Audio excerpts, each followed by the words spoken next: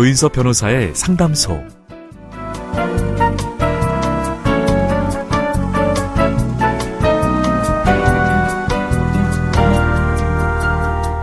한낮의 무더위와 저녁 무렵의 신선함이 교차하는 이 계절.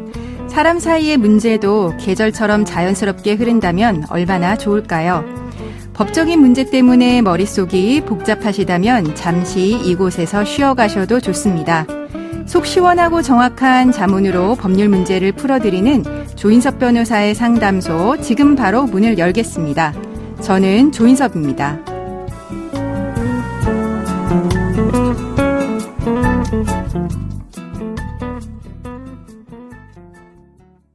당신을 위한 로하우스 조담소 이명인 변호사와 함께합니다. 안녕하세요. 네, 안녕하세요. 법무법인 신세계로의 이명인 변호사입니다.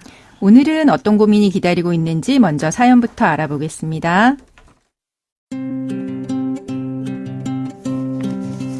저는 20대 후반의 여성입니다. 남편과는 대학교 1학년 때 소개팅으로 만났습니다. 저는 여대를 다니고 있었고 남편은 당시 근처의 다른 대학에 다니고 있었습니다. 소개팅 이후 저희는 연인 관계가 되었고 남편이 군대에 다녀와서 공무원 시험에 합격하는 것까지 보았습니다. 우리는 8년 연애 끝에 결혼을 했습니다. 그런데 신혼여행에서 문제가 일어났습니다. 저희가 선택한 신혼여행지는 유명한 카지노가 있었습니다. 제가 결혼식의 필요로 일찍 잠들자 남편은 카지노에 갔습니다. 한두 번 하고 말 것이라고 생각을 했는데 저의 오산이었습니다. 남편은 밤새 카지노에서 도박을 하다가 돈을 모두 잃고 돌아왔습니다. 도박에 눈이 돌아간 남편의 모습은 낯설기만 했습니다. 저는 초반에 안 좋은 버릇을 고쳐야겠다고 생각을 했습니다. 제가 화를 내며 강력하게 그만하라고 하자 남편이 갑자기 욕을 했습니다.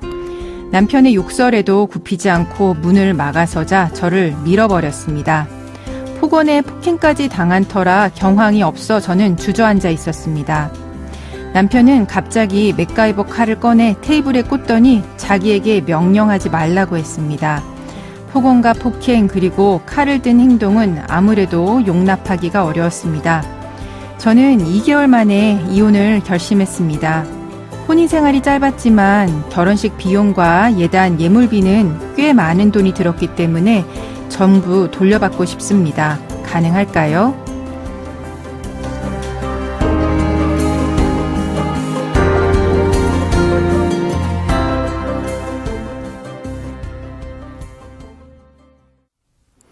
네, 세상에 신혼여행지에서 다투고 지금 이제 결혼한 지 2달 만에 이혼을 하게 되신 상황인데요.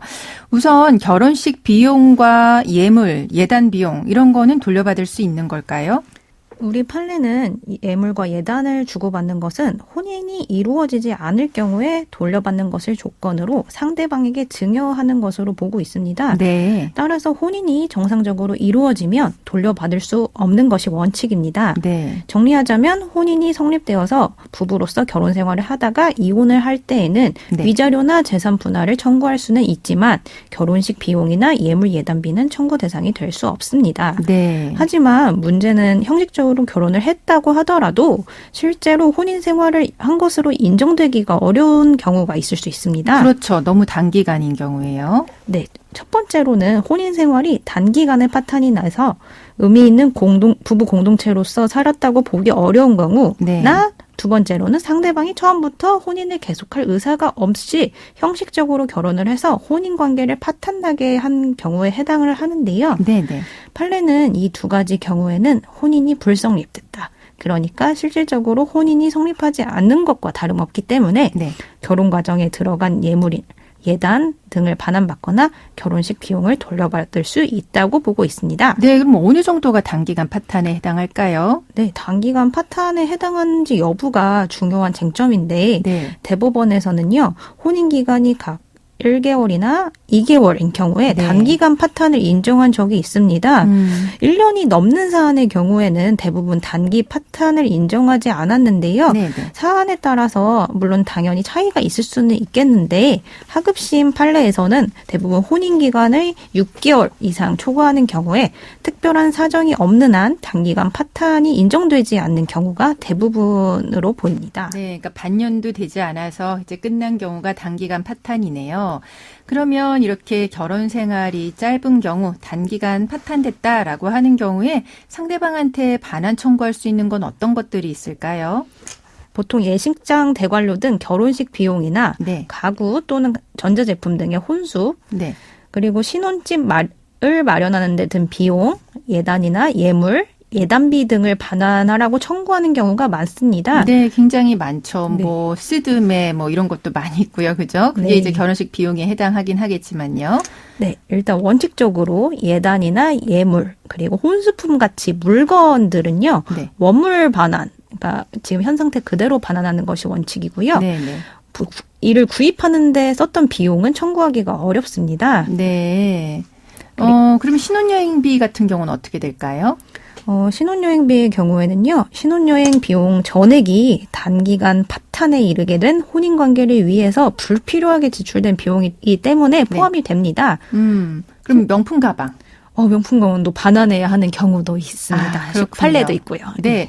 근데 이렇게 파탄에 책임이 있는 사람이 이제 유책 배우자가 예물 예단비 반환 청구 가능한지도 좀 궁금합니다. 이제 남편의 도박과 폭언 폭행으로 파탄이 됐는데 명품 가방 돌려달라, 뭐 예물 돌려달라, 이건 가능할까요? 우리 판례에서는 혼인관계가 파탄에 빠지게 된 데 책임이 있는, 즉 유책 배우자죠. 네. 유책 배우자는 상대방에게 혼인 비용이나 예물, 예단의 반환을 청구할 수 없다는 점을 분명하게 판시하고 있습니다. 네. 우리 사례 같은 경우에도 사연자분과 상대방의 혼인 기간이 단기간이죠. 2개월 그렇죠. 만에 파탄에 이르게 됐으니까요. 네. 이런 경우에는 혼인 관계 파탄의 유책 배우자인 상대방은 네. 우리 사연자분에게 예단비 등을 반환할 의무가 있습니다. 아, 그렇군요. 상대방은 이제 청구하지 못하는 거고요. 그리고 신혼여행 중에 카지노에 가서 남편이 탕진한 돈, 이것도 돌려받고 싶으실 것 같은데 요거는 돌려받으실 수 있을까요? 혼인 관계를 위해서 불필요하게 지출된 비용이 반환 청구의 대상이 되는데요. 네. 아마 이 부분에 있어서는 그래서 돌려받기 어렵지 않을까 싶습니다. 네. 그리고 마지막으로 그러면 어쨌거나 상대방의 유책 사유로 이렇게 단기간에 파탄이 됐는데 그럼 위자료 청구는 가능할까요?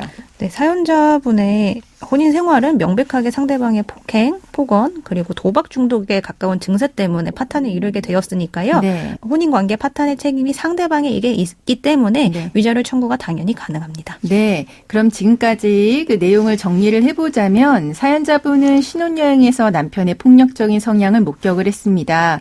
그래서 결혼 2개월 만에 이혼을 결심하셨고 이혼을 청구할 때 결혼식 비용과 예물 예단의 반환 요구 가능할지 문의하셨는데요. 우선 단기간 파탄에 해당하는지가 중요한 쟁점이 됩니다. 대법원은 1개월이나 2개월 만에 파탄된 단기간의 파탄의 경우에는 혼인이 성립하지 않은 것으로 보기 때문에 예단, 예물 반환, 또 결혼식 비용 반환도 가능하다라고 이제 이야기를 해주셨고요. 이때 반환 청구의 대상으로는 예물, 예단, 결혼식 비용, 신혼집 마련 비용, 신혼여행 비용, 네, 이런 것들가 다 포함이 된다라고 하셨습니다. 다만 이제 유책 배우자의 경우에는 예물, 예단비 반환 청구는 할 수 없다라고 이제 정리를 해주셨습니다. 네, 조인섭 변호사의 상담소 청취자분들의 사연을 기다립니다. 이명희 변호사 사연 보내시는 방법 알려주세요. 인터넷 포털 사이트 검색창에 YTN 라디오 조인섭 변호사의 상담소를 입력하시고 홈페이지에 들어오셔서 상담 게시판에 글을 남겨주시면 됩니다. 연락받으실 전화번호도 함께 적어주시는 거 잊지 마세요. 네, 감사합니다. 지금까지 이명희 변호사와 함께했습니다. 네, 감사합니다.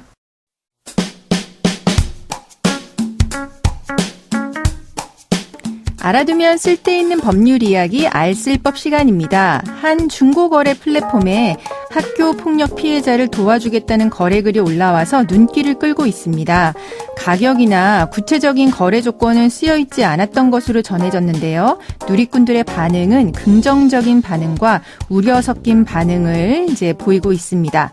이런 경우 법적으로 아무 문제가 없을까요?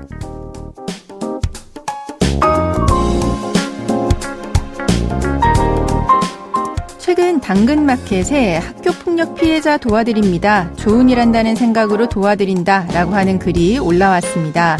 그런데 어떤 일을 해주는지 얼마인지는 나와 있지 않았습니다. 지난 2018년에도 이런 비슷한 일이 있었는데요. 학교폭력 전문 심부름센터가 등장을 해서 학교폭력 증거를 대신 수집해주고 등하굣길에 동행하는 등의 서비스를 제공한 뒤에 일주일에 300만 원, 2주일에 700만 원 등의 비용을 받은 일이 있었습니다. 이런 심부름센터에는 과거에는 불법이었지만 지금은 신용의 이용 및 보호 등에 관한 법률에 의해서 탐정업, 그러니까 흥신소업 자체는 불법은 아닙니다. 그러니 심부름센터에서 등하굣길 동행 서비스 해주는 것은 불법은 아니겠습니다. 하지만 증거조사 방식에서는 문제가 될 수 있습니다. 소재를 알아내서 미행하거나 녹음기를 설치하는 등의 행위는 처벌받을 수 있기 때문입니다. 그러니 학교 폭력 행위가 있다면 정식으로 수사기관의 도움을 받거나 학교에 정식으로 의뢰하는 게 가장 좋은 방법이고, 만약에 이제 다른 분의 도움을 받더라도 불법적인 방법은 이용을 해서는 안 되겠습니다. 조인섭 변호사의 상담소 조담소는 언제나 당신과 함께합니다. 끝곡으로 이상은의 비밀의 화원 들려드리면서 저는 이만 인사드립니다. 지금까지 로이어 조인섭이었습니다.